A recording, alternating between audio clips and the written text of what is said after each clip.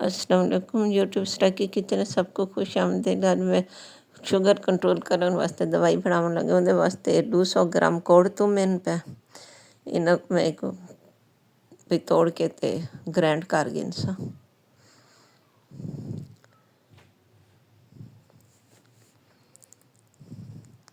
एक मैं जागे च पा के ग्राइंड कर गिनसा कोड़ तुमे को।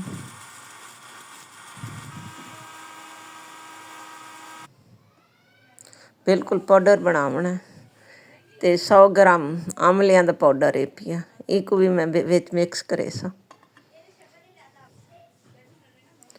इन्हें दोहां को ग्राइंड करके इनका पाउडर बना लेना फिर मज़ीद ज़्यादा बारीक थी जा।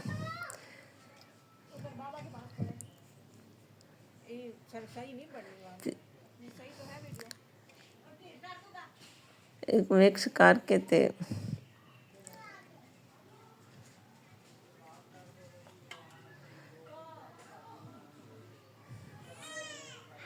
मैं 3 चुंडियां हाथ उत्ते बई तली ते रख गए सा पाउडर दियां।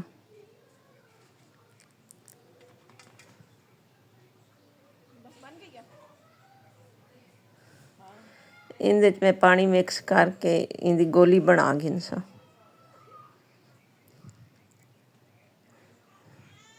इनकी गोली नाफ च रखनी है तो 15 दिन बई गोली बना के हर रोज़ रखो। पुरानी काट लो तो नवी हर रोज़ रखो।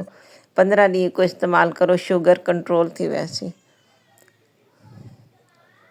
मैं बिल्कुल ख़त्म करन दा तो नहीं आख सकती पर शुगर कंट्रोल थी वैसी। अगर